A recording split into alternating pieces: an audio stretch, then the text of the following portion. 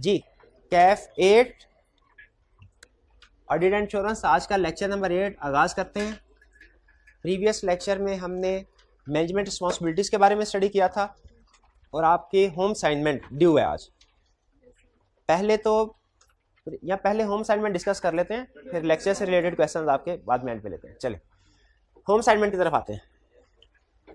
यह आपकी चैप्टर 1 की होम असाइनमेंट है, इसमें चैप्टर 1 के क्वेश्चन डिस्कस होंगे। चैप्टर 1 में जो लर्निंग ऑब्जेक्टिव था हमारा 3। Question 5, explain the meaning of assurance. Assurance का मतलब क्या है? Confidence, credibility, and give 2 examples of type of assurance which can be provided. 2 type of assurance बतानी है जो प्रोवाइड की जा सकती हैं, लिमिटेड और रिजर्व। इसमें एब्सोल्यूट एश्योरेंस नहीं बताना क्योंकि एब्सोल्यूट एश्योरेंस प्रोवाइड नहीं की जा सकती।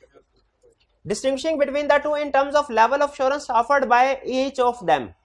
अब आपने फर्क बताना है कि कैसे लेवल ऑफ एश्योरेंस जो है, तो लिमिटेड रीजनेबल एश्योरेंस में लेवल ऑफ एश्योरेंस क्या है? High but not absolute level of assurance which is expressed in positive form of conclusion. और limited assurance is moderate level of assurance expressed negative form of conclusion.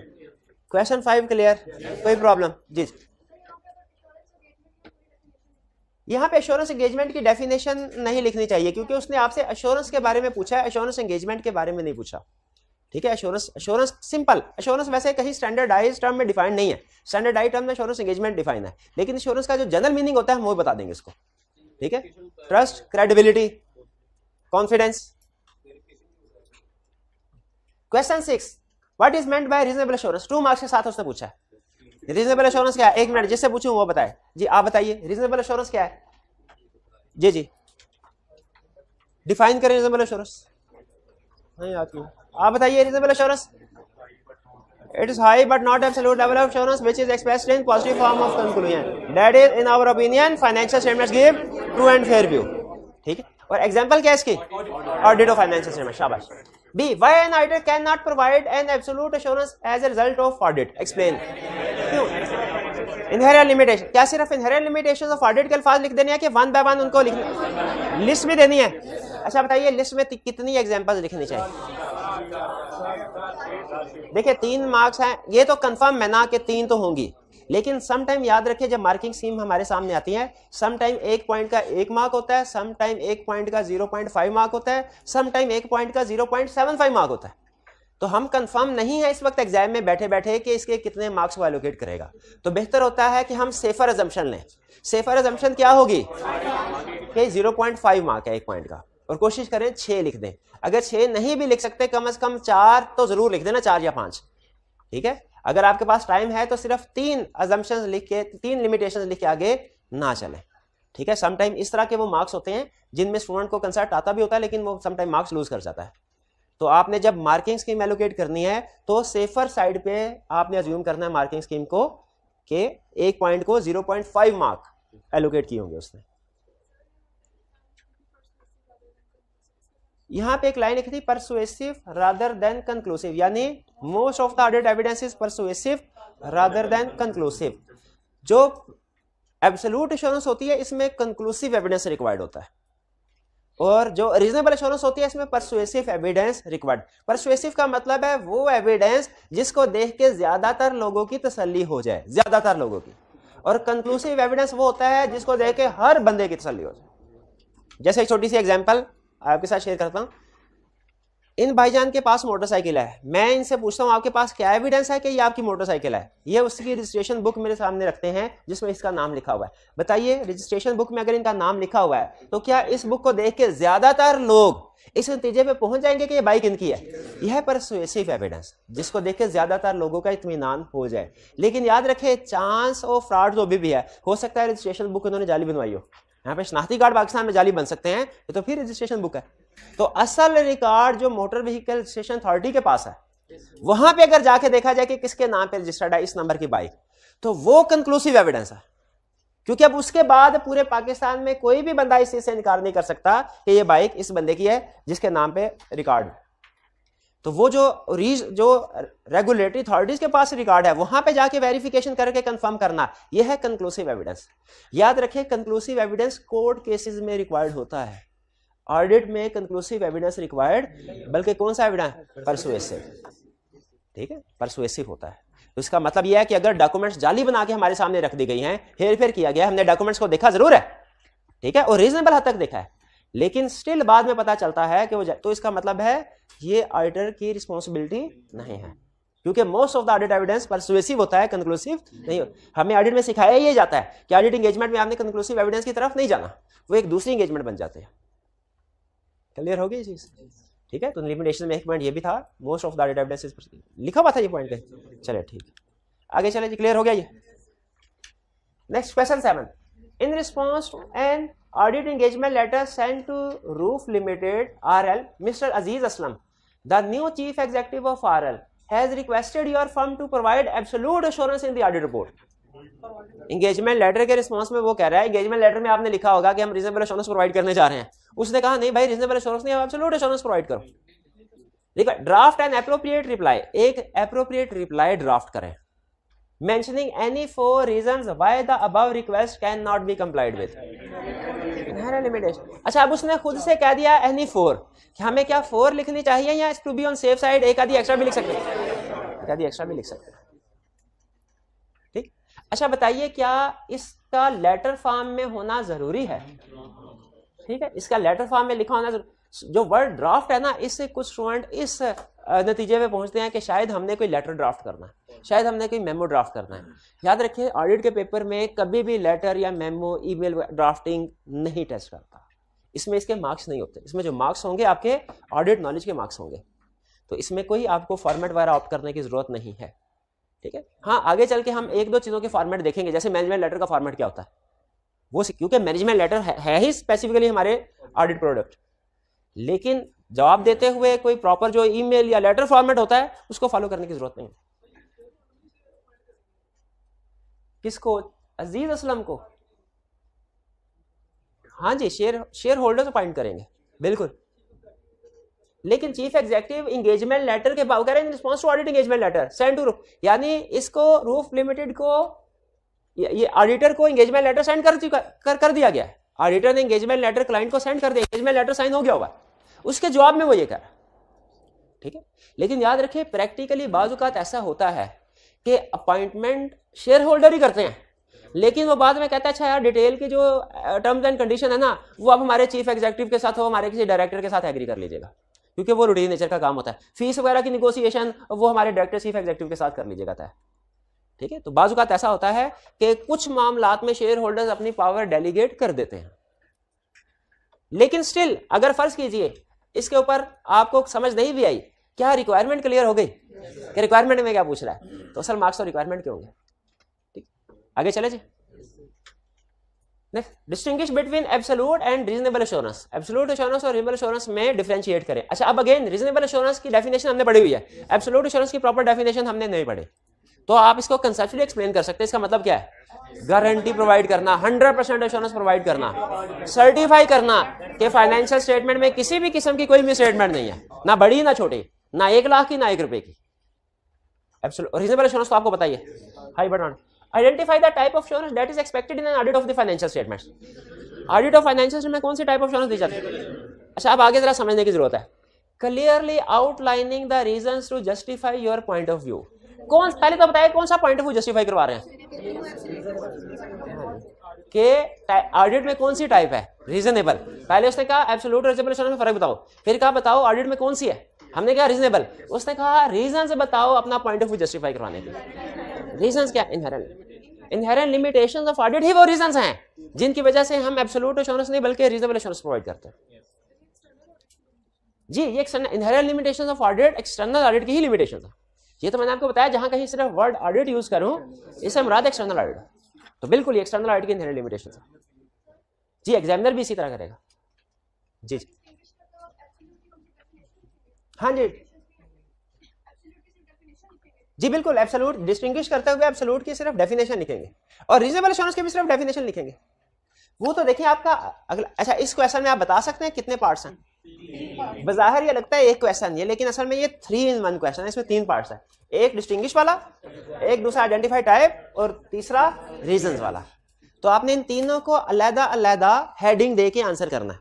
पहली चीज ABC 1 2 3 करने की जरूरत नहीं है क्योंकि उसने नहीं किया हुआ, लेकिन कम से कम हेडिंग्स आपने इनकी अलग देनी है। ये बात समझ आ गई आपको। और पहले वाले पार्ट में एब्सोल्यूट की डेफिनेशन, रीजनेबल एश्योरेंस की डेफिनेशन। अच्छा, एक चीज और ध्यान में रखिएगा, अक्सर स्टूडेंट के जहन में ये होता है कि जब कभी वो डिफरेंशिएट करने को कहेगा, डिस्टिंग्विश करने को कहेगा, तो इसका मतलब है हमने दरमियान में लाइन लगा के लेफ्ट राइट इस तरह क्वेश्चन को प्रेजेंट करना है। नहीं, ये लाजमी नहीं है, लाजमी नहीं। अगर तो कोई कंसेप्ट आपको इस तरीके से लाइन लगा के सिखाया गया ना और एग्जाम में पूछता है तो आपको उसी तरह कंपैरेटिव फॉर्म में प्रेजेंट। लेकिन अगर कोई कंसेप्ट कंपैरेटिव फॉर्म में आपको नहीं सिखाया गया, स्टेटमेंट फॉर्म में सिखाया गया है और एग्जाम में वो आपसे उसका डिफरेंस पूछता है, तो आपने स्टेटमेंट फॉर्म में ही उसको लिखना है। और याद रखें, ऑडिट में कई दफा वो दो टर्म्स के दरमियान में कहते हैं इसमें डिफरेंशिएट करो, तो हमने सर में दोनों की डेफिनेशन प्रोड्यूस करनी होती है। Definition is a part of difference, ठीक है। तो डेफिनेशन प्रोड्यूस करनी है और डेफिनेशन भी लाजमी नहीं आप left right format comparative format में प्रेजेंट करें, वो आप ऊपर नीचे प्रेजेंट कर सकते हैं। क्लियर हुई ये बात कि डिस्टिंग्विश वाले या डिफरेंशिएट वाले क्वेश्चन को प्रेजेंट कैसे करना है। अगर तो हमने वो डिफरेंस कंपैरेटिव फॉर्म में सीखा हुआ तो कंपैरेटिव फॉर्म में उसको प्रेजेंट करेंगे। अगर कंपैरेटिव फॉर्म में नहीं सीखा हुआ तो उससे स्टेटमेंट फॉर्म में जैसे डेफिनेशन रिप्रोड्यूस करते हैं वैसे प्रोड्यूस कर लेंगे।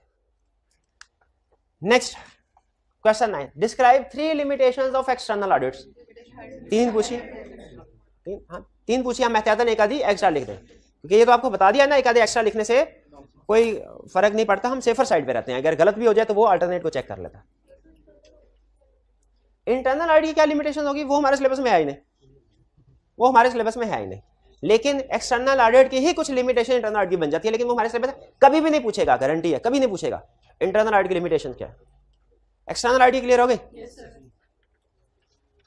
What is the difference between an assurance engagement and an audit engagement? Audit engagement is a type of assurance engagement. आगे, in which reasonable assurance is provided. In which reasonable assurance is provided. Clear? 11. Briefly explain with examples. Examples को underline करें, इसका मतलब हमने examples भी include करनी है अपने आंसर में। The different level of assurance that can be provided to an insurance client. एक मिनट हारिए मेरे भाई, बताइए जरा, different level of assurance that can be provided to audit client। एक तो हो गया absolute और एक हो गया reasonable। वो कह रहे हैं, हाँ कह रहे हैं, हाँ शाबाश, लिमिटेड और रीजनेबल। और फिर एग्जांपल्स, रीजनेबल एश्योरेंस की एग्जांपल क्या है? शाबाश, रीजनेबल एश्योरेंस की एग्जांपल क्या है? रिव्यू। शाबाश, कौन किसी ने यहां से आवाज आई थी? Review, audit of financial statement. और लिमिटेड एश्योरेंस की example, review of financial statement या review of cash flow for cost. Cash flow for cost पता है क्या होते हैं? हाँ, बजट वगैरह, फ्यूचर की प्रोजेक्शंस। जी जी, नहीं एब्सोल्यूट तो है ही नहीं इसमें। नहीं, वो कह रहा है different level of assurance that can be provided to an insurance client. Assurance client को तो हम सिर्फ दो ही प्रोवाइड कर सकते हैं लेवल ऑफ एश्योरेंस, रीजनेबल और लिमिटेड। एब्सोल्यूट तो प्रोवाइड ही नहीं कर सकते। एब्सोल्यूट एश्योरेंस का वर्ड तो इसके आंसर देते हुए हमारे कहीं पे भी नहीं आएगा क्योंकि वो प्रोवाइड ही नहीं कर सकते। वो एक लेवल ऑफ एश्योरेंस जरूर है दुनिया में, एब्सोल्यूट लेवल ऑफ एश्योरेंस दुनिया में एक टर्म जरूर है, लेकिन वो हम कभी अपने ऑडिट क्लाइंट को प्रोवाइड नहीं करते। 12. AG company approached the mini finance bank to extend their overdraft limit in order to finance a new project. क्या कह रहा है? कंपनी गई बैंक के पास, कहा हमने जो लोन लिया वो उसको एक्सटेंड कर दे, बढ़ा दें क्योंकि हमने एक नया प्रोजेक्ट शुरू करना है। Bank asked the company to provide cash flow projections. Bank ने कहा कैश फ्लो प्रोजेक्शन, फ्यूचर की प्रोजेक्शंस बताइए। कैश फ्लो फॉर कॉस्ट का ही दूसरा नाम cash flow projection. And assurance over these projection, और इसके ऊपर एश्योरेंस भी लेके आई। Required. Explain the type of assurance engagement that will be undertaken by the auditor in the above scenario. Limited assurance engagement, cash flow forecast में limited, and form of such assurance, negative form. ठीक है. Also explain why such type of assurance is appropriate for cash flow projection. ये थोड़ा सा आपका judgemental question है कि बताइए क्यों कैश फ्लो प्रोजेक्शन के ऊपर हम लिमिटेड एश्योरेंस प्रोवाइड करते हैं। इसलिए कि ये फ्यूचर की अमाउंट्स होती हैं, फ्यूचर पे बेस कर रही हैं, जिनको एक्यूरेटली वेरीफाई नहीं कर सकते। ठीक है, हाँ, हाई लेवल ऑफ कॉन्फिडेंस के साथ इनको हम वेरीफाई नहीं कर सकते। पास की ट्रांजैक्शन को हाई लेवल के साथ आप अगर कहें मैंने सर इससे पहले सीए में आने से पहले एफएससी की हुई है, ये हम हाई लेवल ऑफ कॉन्फिडेंस के साथ वेरीफाई कर सकते हैं। और अगर आप कहें सर अगले 4 सालों में मैं सीए कर लूंगा, चार्टर्ड अकाउंटेंट बन जाऊंगा, ये हम हाई लेवल ऑफ कॉन्फिडेंस के साथ वेरीफाई नहीं कर सकते। लिमिटेड के साथ भी नहीं हो सकती बहरहाल हाई के साथ तो नहीं हो सकती, लेकिन कैश फ्लो प्रोजेक्शन हो सकती हैं। अच्छा, इनका छोटा सा तरीकाकार मैं आपको बता दूं कैसे होता है। वो देखते हैं ट्रेंड क्या है। अगर पिछले सालों में सेल्स हर साल 10% बढ़ रही है और फ्यूचर ईयर में भी 10% के साथ ही बढ़ा रहे हैं, तो फिर इसका मतलब है हमने इसको वेरीफाई कर लिया। लेकिन हाई एश्योरेंस के साथ नहीं किया, क्योंकि फ्यूचर में हमेशा अनसर्टेनिटी होती है। भाई हो सकता है कोरोना आ जाए, हो सकता है कोई और कंपेटिटर नया आ जाए जिसकी वजह से रिजल्ट डिस्टर्ब हो जाए। तो हम फ्यूचर से रिलेटेड पास्ट के ट्रेंड को सामने रखते हुए फ्यूचर के बारे में कुछ ना कुछ एश्योरेंस तो ऑब्टेन कर सकते हैं, लेकिन वो हाई लेवल ऑफ कॉन्फिडेंस नहीं होगा, क्योंकि फ्यूचर हमेशा अनसर्टन होता है। क्लियर हो गया ये question? Give any two examples about the uncertainty relating to financial statements being audited by you. आप किसी कंपनी की फाइनेंशियल स्टेटमेंट्स का ऑडिट कर रहे हैं, क्या उसमें कुछ एरियाज ऐसे होंगे जिनमें अनसर्टेनिटी होगी? वो कौन कौन से एरिया हो सकते हैं? Provision for bad debt. अब एक मिनट ठहरे, 4 स्टूडेंट से पूछूंगा, एक एक एग्जांपल डिफरेंट देनी है हर स्टूडेंट में। पहले आप बताइए।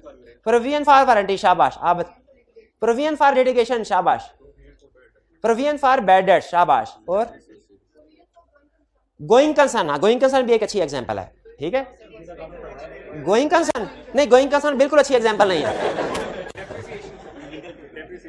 चलिए गोइंग कंसर्न की बेसिक्स मैं आपके साथ शेयर कर देता हूं, बल्कि फिर उसके साथ लिटिगेशन की भी कर, अब एक्सप्लेन करना ही है, पहले लिटिगेशन की कर देता हूं। जब कभी किसी कंपनी के खिलाफ कोई लीगल केस पेंडिंग होना, कंपनी के खिलाफ, एक होता है जो कंपनी ने दूसरों के खिलाफ लिटिगेशन होती है, एक ये होती है जो कंपनी के खिलाफ दूसरी। जब कभी कंपनी के खिलाफ कोई लिटिगेशन हो, एज ऑडिटर हमने ये देखना होता है कि कंपनी ये केस हार रही है कि जीत रही है।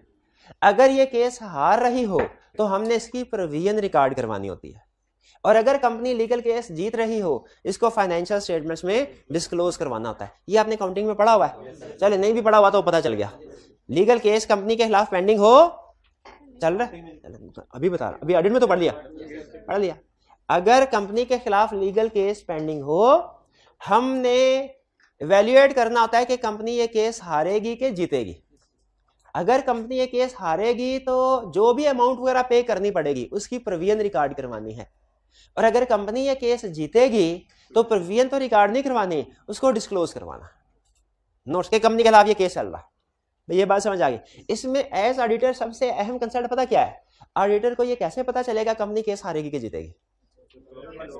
वो लॉयर से पूछते हैं, वकील बताता है। तो याद रखें, जब कभी कंपनी के खिलाफ कोई भी लीगल केस पेंडिंग है, हम वकील को, कंपनी का जो वकील, उसको एक लेटर लिखते हैं, उससे कहते हैं बताओ इस केस में आपकी क्या असेसमेंट है, आउटकम क्या होगा, विन का होगा कि लूज का होगा। लूज का होगा तो प्रीवियन रिकॉर्ड करवाते हैं, विन का होगा तो डिस्क्लोज करते हैं। लीगल केस की कहानी समझ आ गई? मुश्किल तो नहीं थी है। आगे चलते हैं गोइंग कंसर्न की।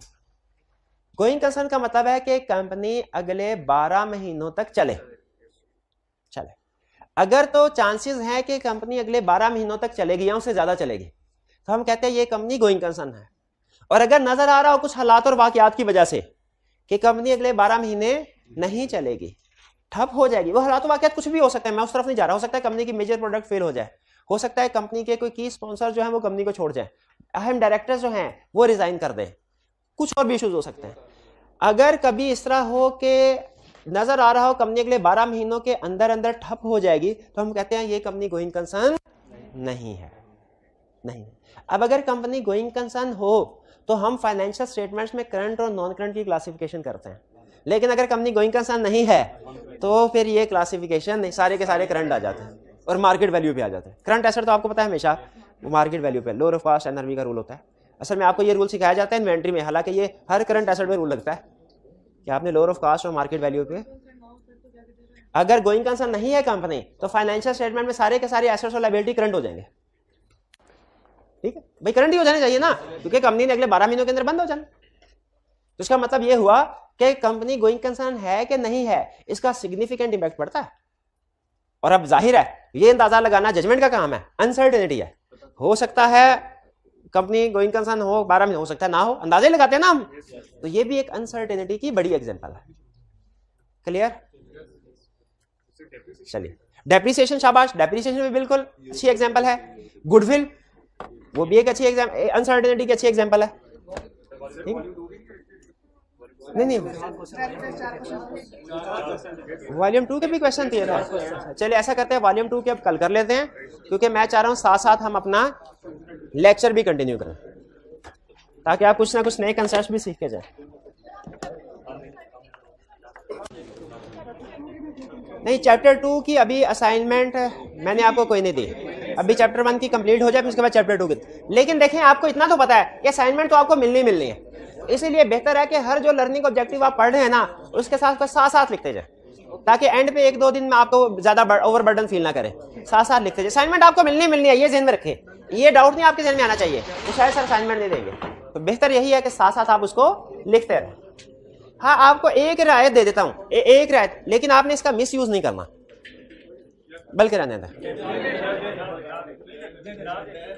अगर फर्ज कीजिए कि आज के दिन आपको 6 क्वेश्चंस हैं असाइनमेंट में जो आपने करना है और में लिखने हैं, और फर्ज कीजिए आज के दिन अकाउंटिंग के टीचर ने भी आपको ज्यादा असाइनमेंट दे दी, ठीक है, ज्यादा असाइनमेंट। अब आप सोच रहे हैं कि अब दोनों असाइनमेंट जो है कंप्लीट करना पॉसिबल नहीं है, तो फिर ऑडिट छोड़ देंगे, नहीं पूरा कंसेप्ट पूरा सुन लें, ऑडिट छोड़ दें। 6 क्वेश्चंस है ना, आपने 3 क्वेश्चंस तो कंप्लीट रिटर्न फॉर्म में करने हैं, जो दूसरे अगले 3 क्वेश्चन है उन्हें बुलेट फॉर्म में कर लें। बुलेट फॉर्म का मतलब यह है कि टू द पॉइंट बात लिखें, कंप्लीट सेंटेंस फॉर्म में ना लिखें। जिस तरह याद करते हैं ना, सम टाइम हम टू द पॉइंट बात याद कर लेते हैं, बाकी हम खुद से बना लेते हैं पूरा सेंटेंस, जैसे माइंड मैप में लिखा होता है उस तरीके, ताकि कम से कम आपको और मुझे इतना पता चल जाए कि आप इस क्वेश्चन को पढ़ के सही कंसेप्ट की तरफ चले गए हैं और आपके समझ में पॉइंट ठीक आए हैं। बाकी प्रेजेंट करने में चूंकि टाइम कम होगा आपके पास, तो वो कुछ क्वेश्चंस में आप स्किप कर सकते हैं, लेकिन याद रखें इसको आपने डेली रूटीन नहीं बनाना, और ये हर क्वेश्चन में नहीं चलेगा। अगर आपने हर क्वेश्चन को इसी तरीके से अटेम्प्ट किया तो मैं उसे क्रॉस कर दूंगा। ये सिर्फ उस दिन के लिए है जिस दिन आपकी काउंटिंग की असाइनमेंट ज्यादा हो और आपके ऑडिट की असाइनमेंट भी दी गई है और वो भी ज्यादा है, सिर्फ उस दिन के लिए। हाँ, ये सिर्फ ये इसी सब्जेक्ट, एक ही सब्जेक्ट नहीं, काउंटिंग वाले टीचर बताएंगे हाफ करना कि फुल करना। मैं अपनी तरफ से जितनी कंसेशन आपको दे सकता था मैंने आपको ऑफर कर दिया। चले बस, कोई क्वेश्चन तुझे?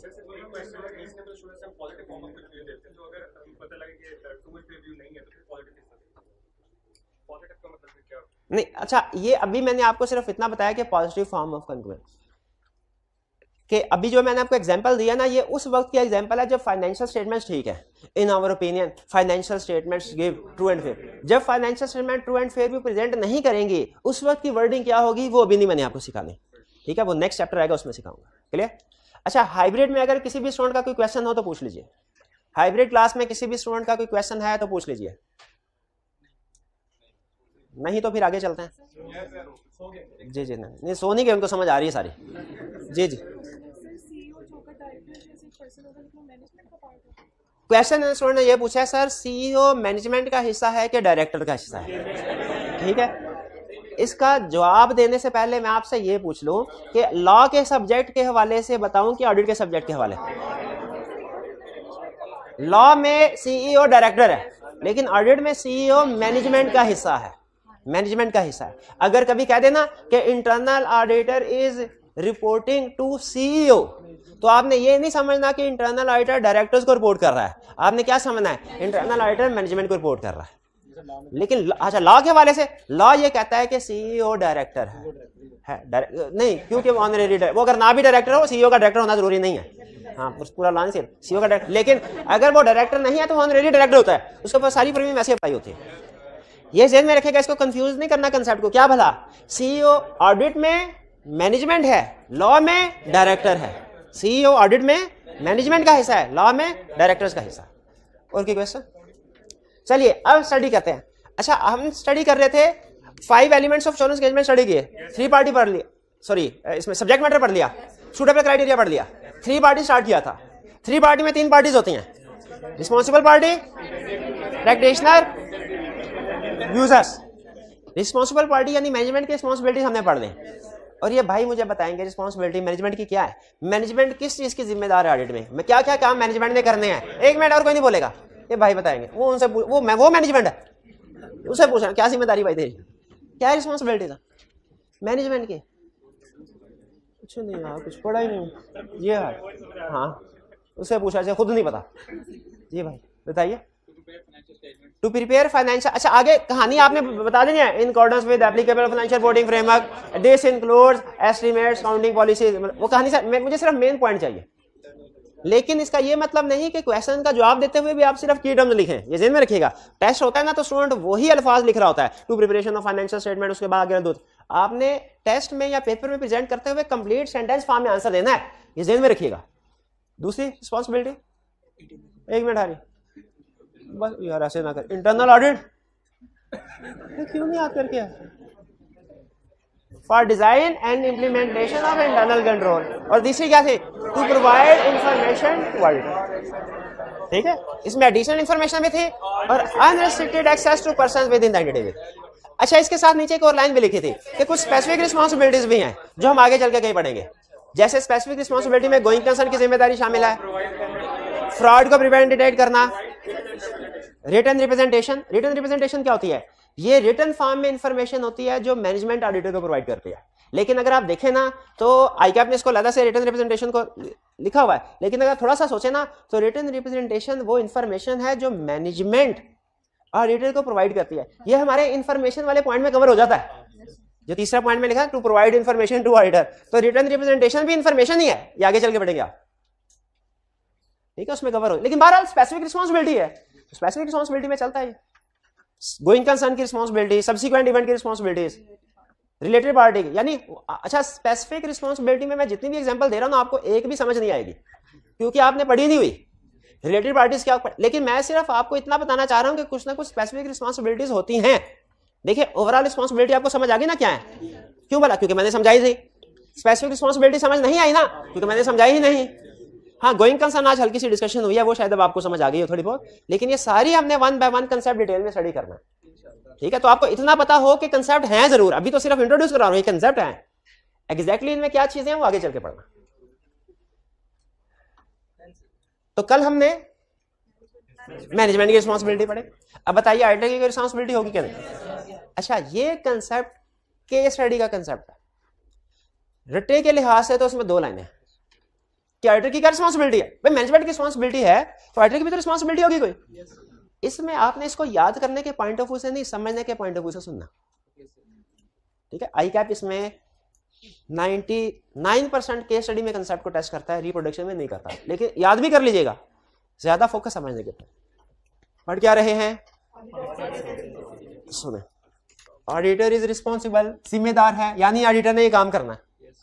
क्या काम करना है, टू ऑब्टेन रीजनेबल एश्योरेंस। अच्छा एक चीज बताइए, हमने चैप्टर 1 में ये स्टडी किया था, एश्योरेंस के दो टाइप्स हैं, रीजनेबल और रिलेटिव। फिर उसके बाद चैप्टर 2 पे आए।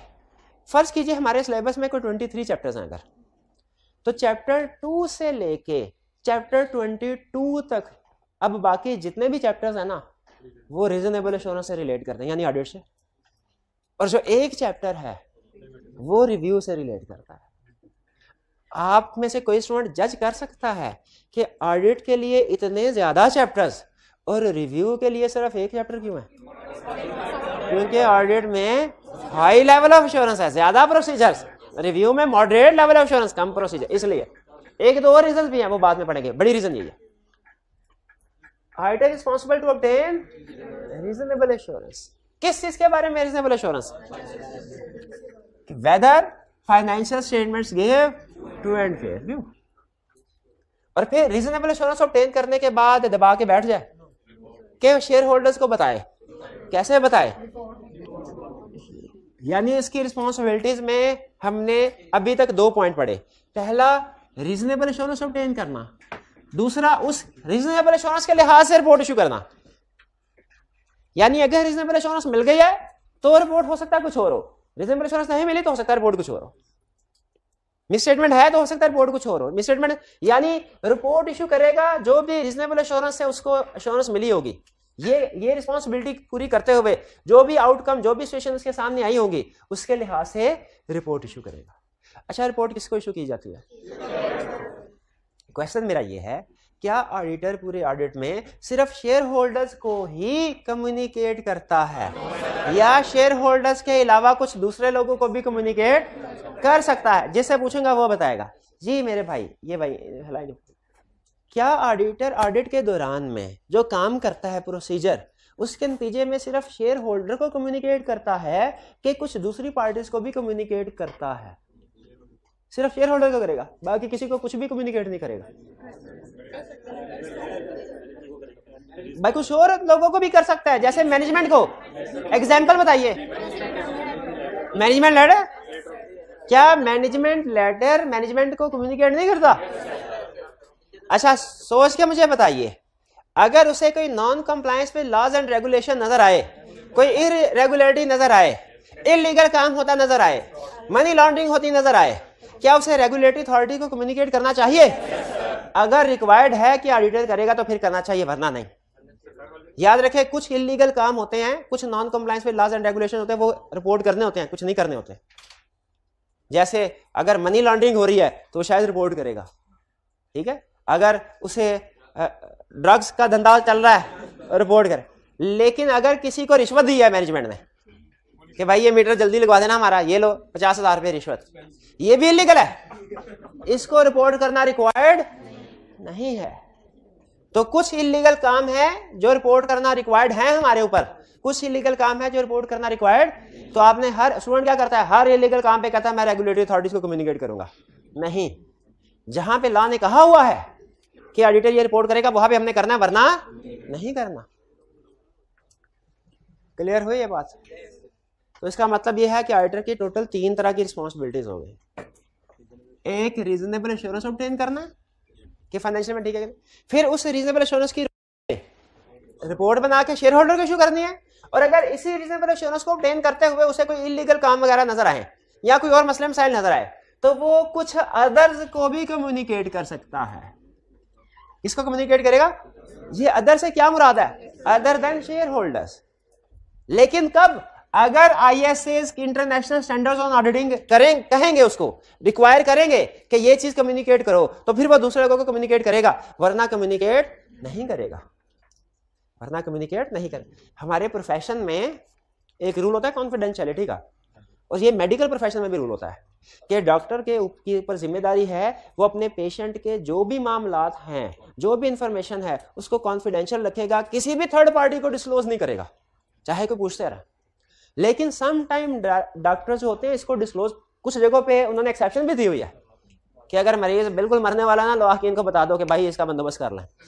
या अगर कुछ समझ नहीं आ रही कि इस मर्ज में क्या मेडिसिन देनी चाहिए, तो किसी सीनियर या अदर डॉक्टर से मशवरा लिया जा सकता है, उसके बता शेयर करते। बिल्कुल। तो उसी तरह याद रखें, एज ऑडिटर हमारे ऊपर भी रिस्पॉन्सिबिलिटी है कि हम रीजनेबल एश्योरेंस ऑब्टेन करते हुए, ऑडिट करते हुए, हम अपने क्लाइंट के बारे में बहुत से कॉन्फिडेंशियल मैटर सामने आएंगे हमारे, हमने किसी दूसरे को डिस्क्लोज। लेकिन कुछ जगहों पे जहां आईएसए रिक्वायर करे वहां पे हमने दूसरे लोगों को कम्युनिकेट करना है, कर सकते हैं। इसकी 2 एग्जांपल्स मैंने आपको दी हैं। एक एग्जांपल भाई ने दे दी मैनेजमेंट लेटर वाली, और एक एग्जांपल मैंने आपको दे दी इलीगल एक्टिविटीज वाले। अगर आईएसए रिक्वायर करें तो हम इलीगल एक्टिविटीज को भी डिस्क्लोज करते हैं। कुछ इलीगल एक्टिविटीज रिक्वायर्ड है, कुछ नहीं है। तो ये बात समझ आ गई। एक क्वेश्चन मुझे ये बताइए, ऑडिटर रीजनेबल एश्योरेंस कैसे ऑब्टेन करता है? प्रोसीजर, बिल्कुल प्रोसीजर फॉर्म, शाबाश। अब देखिए, अब ये है थ्योरेटिकल कंसेप्ट। थ्योरेटिकल कंसेप्ट यहाँ पे खत्म हो जाता है, आपका लर्निंग ऑब्जेक्ट यहाँ पे खत्म हो गया। लेकिन ये कंसेप्ट चूंकि मैंने आपको बताया केस स्टडी में वो टेस्ट करता है, तो अब केस स्टडी में कैसे टेस्ट करेगा मैं उसकी तरफ आपको लेके जा रहा हूँ। ये चीज जो आगे लिखी है आपको बुक में नहीं मिलेगी कहीं पे, लेकिन ये केस स्टडीज में यूज होगी, इसीलिए इसको अच्छे तरीके से समझे। पहले मुझे बताइए, ऊपर ऑडिटर की रिस्पॉन्सिबिलिटी समझ आ गई आपको? Auditor responsible to obtain absolute assurance, limited assurance. अच्छा, एक रिपोर्ट में उसने लिखा auditor is responsible to obtain maximum assurance, और कहा निकालो गलतियां। स्टूडेंट ने कहा इसमें तो कोई गलती नहीं है, मैक्सिमम एश्योरेंस नहीं, रीजनेबल एश्योरेंस। ऑडिटर की रिस्पॉन्सिबिलिटी रीजनेबल एश्योरेंस की। और क्या ऑडिटर अपने ऑडिट के दौरान में शेयर होल्डर्स के अलावा कुछ दूसरे लोगों को कम्युनिकेशन कर सकता है? यस, ये है पॉइंट, यस कर सकता है। उसकी 2 एग्जांपल्स क्या है? एक डायरेक्टर्स को, मैनेजमेंट को, मैनेजमेंट लेटर, और दूसरा रेगुलेटरी अथॉरिटीज को जब कोई इलीगल एक्टिविटीज हो। अब केस स्टडी की तरफ चलें। केस स्टडी में वो आपसे पूछेगा, आपने एक ऑडिट रिपोर्ट साइन की कि ये ट्रू एंड फेयर भी प्रेजेंट करते हैं। आपकी ऑडिट रिपोर्ट साइन करने के हफ्ते 10 दिन के बाद पता चला उसमें कोई गड़बड़ है, उसमें कोई गड़बड़ है, कोई मिस स्टेटमेंट थी। बताइए आप रिस्पॉन्सिबल हैं कि नहीं, बताइए आपका कसूर है कि नहीं, कमेंट कीजिए। कितने स्टूडेंट्स का ख्याल है कि ऑडिटर का कसूर है? हाथ उठाइए जरा। कितने स्टूडेंट्स का ख्याल है कि ऑडिटर का कसूर नहीं है? कितने का ख्याल है कि देखा जाएगा उसने रीजनेबल एश्योरेंस ऑब्टेन की कि नहीं की? रीजनेबल एश्योरेंस ऑब्टेन की कि नहीं, ये देखा जाएगा। मरीज डॉक्टर के पास गया, डॉक्टर ने इलाज किया, मरीज मर गया। कितने स्टूडेंट्स का ख्याल है कि डॉक्टर का कसूर है? कितने स्टूडेंट्स का ख्याल है कि डॉक्टर का कसूर नहीं है? कितने स्टूडेंट्स का ख्याल है देखा जाएगा उसने इलाज ठीक किया कि नहीं? असल में तो डॉक्टर की रिस्पॉन्सिबिलिटी इलाज ठीक करने की है ना। अगर उसने सही डायग्नोस किया था, टेस्ट करवाए थे, टेस्ट से जो बीमारी आई उसकी जो भी मेडिकेशन चलती है उसने वही मेडिकेशन दी और फिर भी मरीज मर गया, तो ये तो डॉक्टर की जिम्मेदारी नहीं है ना। इसमें जिंदगी मौत तो अल्लाह ताला के हाथ में, डॉक्टर के हाथ में थोड़ा ही है। उसने तो जो इलाज करना था सो किया, डॉक्टर की जिम्मेदारी नहीं है। लेकिन अगर उसने टेस्ट ही नहीं किया, ठीक है, और टेस्ट किया लेकिन जो बीमारी डायग्नोस हुई उसका इलाज नहीं किया, कोई और मेडिसिन दे दी, हैवी डोज की मेडिसिन दे दी, वो था 60 ईयर्स तक के ये डोज देनी चाहिए, उसने वो 30 ईयर्स वाली डोज दे दी, अब डॉक्टर, अब मरीज की डेथ अब रिस्पॉन्सिबल है। तो याद रखिए, मरीज की लाइफ या डेथ डिसाइड नहीं करेगी कि डॉक्टर ने जिम्मेदारी पूरी की कि नहीं की, बल्कि ये डिसाइड करेगा कि डॉक्टर ने प्रोसीजर सही परफॉर्म किए थे कि नहीं किए थे। उसी तरह फाइनेंशियल स्टेटमेंट्स में ऑडिट के बाद मिस स्टेटमेंट सामने आ जाती है। ये मिस स्टेटमेंट डिसाइड नहीं करेगी कि ऑडिटर ने काम ठीक किया कि नहीं किया, बल्कि हम देखेंगे ऑडिटर ने रीजनेबल एश्योरेंस ऑब्टेन की कि नहीं की। आपको पता है रीजनेबल एश्योरेंस ऑब्टेन करने के बाद भी मिस स्टेटमेंट सामने आ सकती हैं। यही तो फर्क है रीजनेबल एश्योरेंस और एब्सोल्यूट एश्योरेंस में, ठीक है। तो जब कभी वो कहे रिपोर्ट साइन की उसके बाद मिस स्टेटमेंट सामने आई, बताइए ऑडिटर रिस्पॉन्सिबल है कि नहीं? हम कहेंगे डिपेंड कर। अब देखिए आपने कमेंट कैसे करना है। सबसे पहले आपने कैलकुलेट करना है क्वेश्चन में मटेरियलिटी लेवल। अगर तो जो मिस स्टेटमेंट मटेरियलिटी लेवल आपको पता क्या है? 5% ऑफ प्रॉफिट। अगर तो मिस स्टेटमेंट की अमाउंट 5% ऑफ प्रॉफिट से कम है, उसी वक्त आपकी छुट्टी। क्या आप कहेंगे सर ये इमटेरियल मिस स्टेटमेंट है, इमटेरियल मिस स्टेटमेंट पे हमारी जिम्मेदारी है ही नहीं कोई, इमटेरियल मिस स्टेटमेंट में हमारी जिम्मेदारी, ये तो पहले हल्ले में हमारी जान छूट गई। लेकिन अगर वो मटेरियल मिस स्टेटमेंट हो तो हम कहेंगे हाँ सर हमारी रिस्पॉन्सिबिलिटी है, लेकिन रीजनेबल एश्योरेंस की।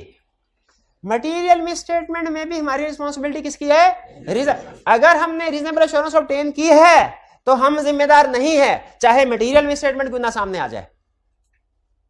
और अगर रीजनेबल एश्योरेंस ऑब्टेन नहीं की तो फिर हम जिम्मेदार हैं। भाई ये बात समझ आई नहीं आई? रिपोर्ट साइन की आपने, उसके बाद पता चला कि मिस स्टेटमेंट निकल आई, ऑडिट के बाद भी, ऑडिट कर लिया उसके बाद भी मिस स्टेटमेंट सामने आ गई है, शेयर होल्डर कह रहे हैं ऑडिटर को आपने सही काम नहीं किया, अब आपने अपने आप को जस्टिफाई करवाना है। सबसे पहली चीज आप क्या कहेंगे? 5% ऑफ प्रॉफिट के साथ देखेंगे इमटेरियल है कि मटेरियल। अगर तो इमटेरियल है, कहानी वहीं खत्म। आप कहेंगे सर ये इमटेरियल है, इमटेरियल के मिस स्टेटमेंट के लिए हम जिम्मेदार नहीं है। लेकिन अगर वो मटेरियलिटी लेवल से ज्यादा है, 5% ऑफ प्रॉफिट से ज्यादा है, फिर आप क्या कहेंगे? फिर कहेंगे सर हमारी रिस्पॉन्सिबिलिटी रीजनेबल एश्योरेंस की है, अगर हमने रीजनेबल एश्योरेंस ऑब्टेन कर ली तो हमारी जिम्मेदारी कोई नहीं, और अगर हमने रीजनेबल एश्योरेंस ऑब्टेन नहीं की तो हम जिम्मेदार हैं, हमें फांसी पे लटका दो। फिर अगर रीजनेबल एश्योरेंस ऑब्टेन की है हमने, हमें घर जाने दो, अगर रीजनेबल एश्योरेंस ऑब्टेन नहीं की फांसी पे लटका दो। अब ये कैसे पता चलेगा रीजनेबल एश्योरेंस ऑब्टेन की है कि नहीं? अच्छा आप बताइए, अगर खुदा ना खास्ता वैसे आपका कभी वास्ता पड़ा हो या कभी पढ़े, अल्लाह ना करे ऐसा, लेकिन अगर कभी आपने देखा, खबरों में देखा होगा कि कोई किसी मरीज की डेथ होती है ना, तो उसके लोहा के गुस्से में आके अस्पताल शीशे तोड़ देते हैं, डॉक्टर लड़ाई झगड़ा करते हैं। इस सिचुएशन में कैसे डिसाइड, अगर आप जज हो, इस सिचुएशन में आप कैसे डिसाइड करेंगे डॉक्टर का कसूर है कि नहीं? हाँ आपको अंदाजा होगा, कभी हॉस्पिटल में चक्कर लगा ना, तो हर मरीज जो एडमिट होता है ना उसकी एक रिपोर्ट बनती है, हिस्ट्री, डेली बेसिस के ऊपर हिस्ट्री बनती है, और डेली के उसके एक एक चीज के क्या रिकॉर्ड लिखा, आप वो रिकॉर्ड मंगवाएंगे। अगर तो उसमें सारी मेडिकेशंस लिखी हुई हैं कि ठीक है चल रही हैं और ये बीमारी थी और इसके इलाज में यही चीजें इस्तेमाल होती हैं, तो आप डॉक्टर को बरी कर देंगे। लेकिन अगर उसमें कुछ गड़बड़ है, कुछ जगहों में मेडिसिन कोई और थी देनी, कुछ और थी, नर्स ने कोई और मेडिसिन दे दी, तो फिर फांसी। अच्छा यहाँ पे एक दो चीजें में रखिएगा। पहली चीज, मेडिसिन गलत दी नर्स ने, लेकिन फांसी किसको लगेगी? डॉक्टर, क्योंकि अल्टीमेट रिस्पॉन्सिबिलिटी उसकी थी। तो अगर ऑडिटर एंगेजमेंट पार्टनर है, गलती की जूनियर ने, लेकिन साइन तो उसने रिपोर्ट पे किए हैं, पकड़ा कौन जाएगा? फांसी का। दूसरी अहम चीज सुनिए इस एग्जांपल से, जज जो डॉक्टर का चेक कर रहा है ना, वो उस वक्त तो मौजूद नहीं था जब एक्चुअली पेशेंट को ये चीजें दी जा रही थी। तो ये भी तो हो सकता है कि वो मरीज को दे जहर रहे हों और इधर लिख रहे हमने शरबत दिया। ये हो सकता है कि नहीं? याद रखे, दुनिया में लिखा पड़ा असूल है कि जो चीज डॉक्यूमेंट आपने की है ना, एज्यूम किया जाएगा वही हुई थी, अनलेस कोई दूसरा उसको गलत साबित करे। तो आपका जो इसी तरह याद रखे। अब इससे सबक क्या मिलता है हमें पार्टनर कहे ना स्टॉक आउट करने के लिए जाओ, तो चाहे जाएं चाहे ना जाएं, लेकिन लिखना जरूर है कि हम गए थे और हमने ये चीजें देखी। वैसे जाना भी चाहिए, ठीक है, लेकिन काम करना अहम है, उसको डॉक्यूमेंट करना उसे और ज्यादा अहम है। फिर बताइए, अगर आपने ऑडिट रिपोर्ट साइन की, उसके बाद मिस स्टेटमेंट सामने आ गई, ऑडिटर रिस्पॉन्सिबल है कि नहीं? देखेंगे, सबसे पहले देखेंगे मिस स्टेटमेंट मटेरियल है, इमटेरियल है, उसी वक्त बरी।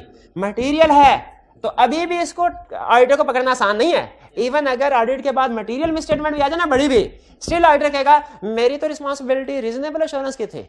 अगर मैंने रीजनेबल एश्योरेंस ऑब्टेन की है, मुझे घर जाने दो। अगर मैंने रीजनेबल एश्योरेंस ऑब्टेन नहीं की, मुझे जेल भेज दो। अब ये कैसे पता चलेगा उसने रीजनेबल एश्योरेंस ऑब्टेन किया कि नहीं? देखा जाएगा कि क्या उसने आईएसएस के मुताबिक सारे प्रोसीजर, सारी रिक्वायरमेंट्स को पूरा किया है कि नहीं।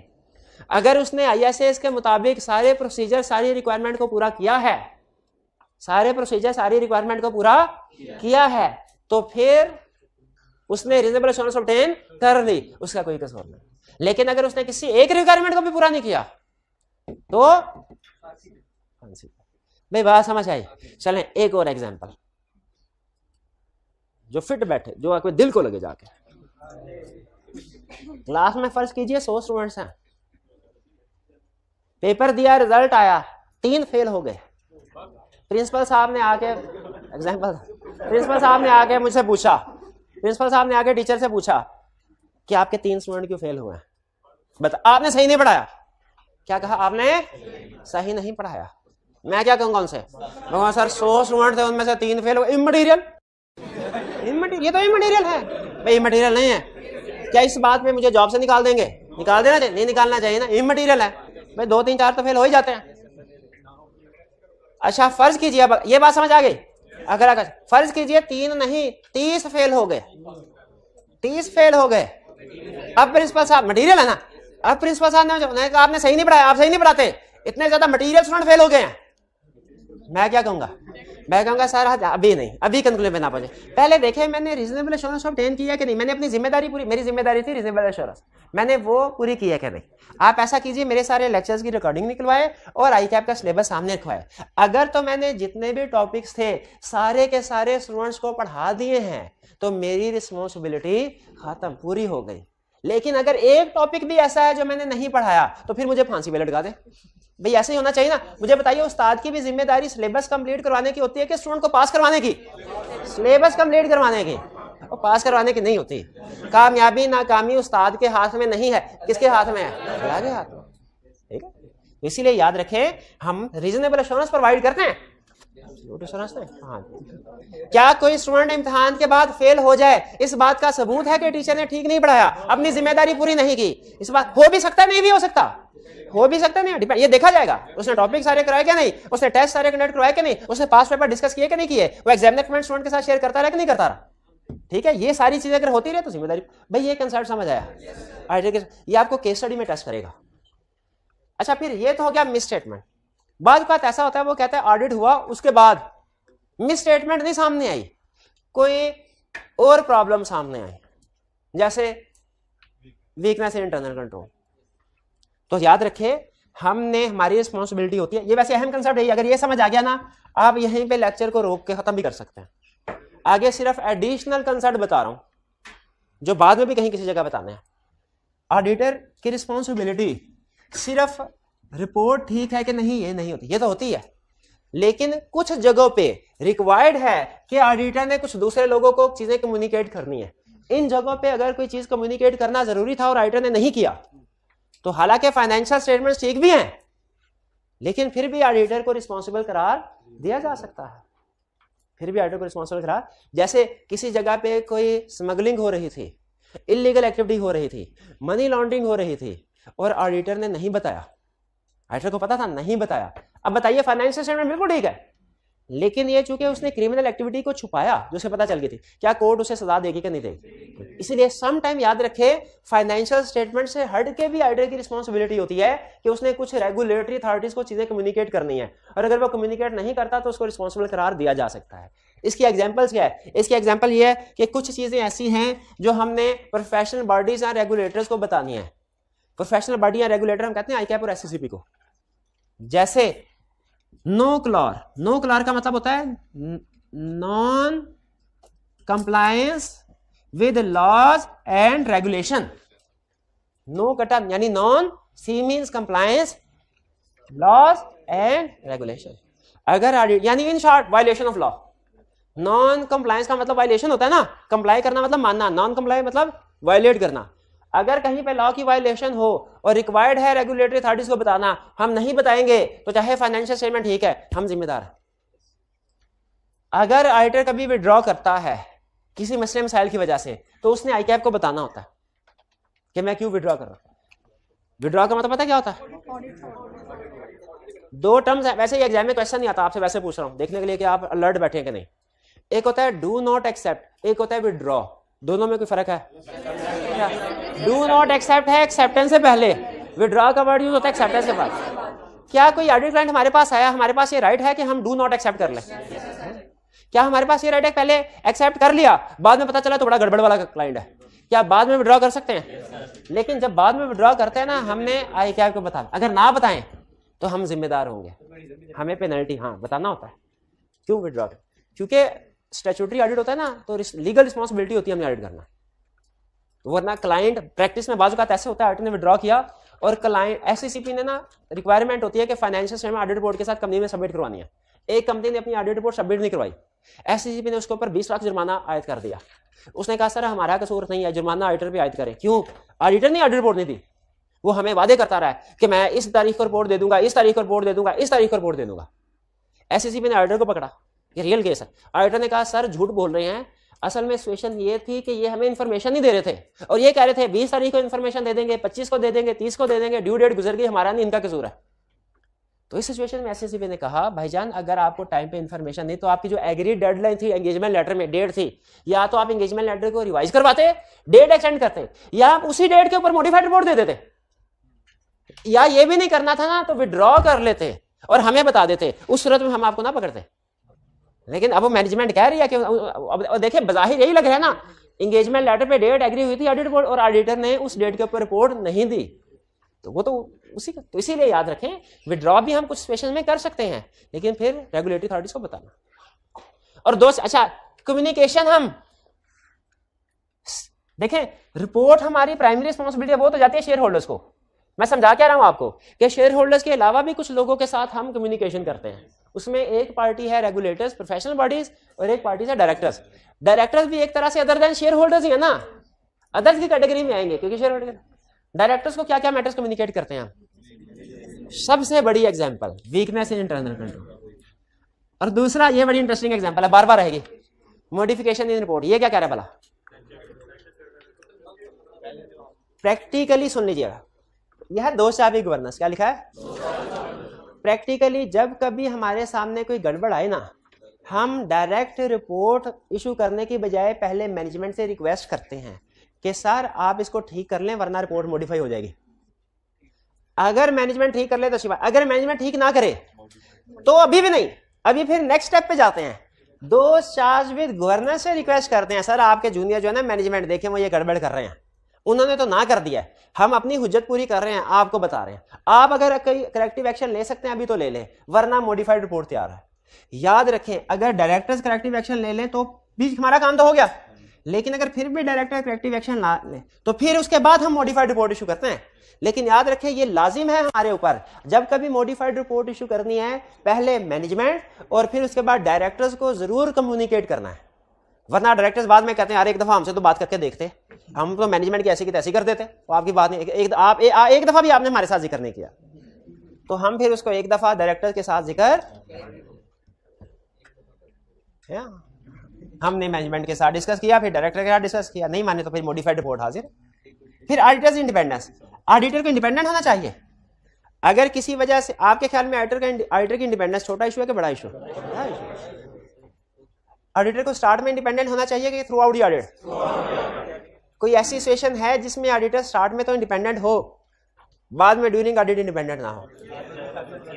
हाँ, बस यही एग्जांपल है। अच्छा, एग्जांपल ठीक है। ठीक, अगर फर्ज कीजिए स्पाउस, डायरेक्टर, पार्टनर की शादी हो जाए डायरेक्टर से, ये अच्छा, ये मैं इसलिए एग्जांपल दे रहा हूँ, ये एक दफा पास पेपर में आई हुई है।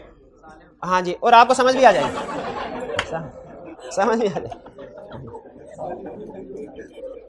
अगर ड्यूरिंग ऑडिट ऑडिटर की इंडिपेंडेंस पे कोई क्वेश्चन मार्क लग जाए तो वो भी ऑडिटर ने डायरेक्टर्स को बताना है। अच्छा, क्यों बताना है ये मैं अभी नहीं बता रहा, लेकिन याद रखे बताना जरूर है। ये समझ आ गई चीज? तो आज के लेक्चर में हमने क्या सीखा? सबसे अहम चीज तो हमने ये सीखी कि रिपोर्ट के बाद मिस स्टेटमेंट आ जाए तो लाजमी नहीं है कि ऑडिटर का कसूर है, वो देखा जाएगा मिस स्टेटमेंट मटेरियल है कि इमटेरियल है। मटेरियल है तो आगे देखा जाएगा रीजनेबल एश्योरेंस ऑफ डेट की कि नहीं की। डायरेक्ट कंक्लूजन पे जंप नहीं लगानी। फिर हमने ये भी सीखा कि रिपोर्ट के अलावा, शेयर होल्डर्स को रिपोर्ट देने के अलावा कुछ और लोग भी हैं जिनको ऑडिटर्स कम्युनिकेट करता है। अब वो कौन लोग हैं और उनको क्या कम्युनिकेट करता है वो भी हमने सीख लिया। ऐसे ही है, ये याद रखेंगे। चलिए, नो क्लार्क का मतलब है इलीगल एक्टिविटीज, इसके साथ लिख लें इलीगल एक्टिविटीज।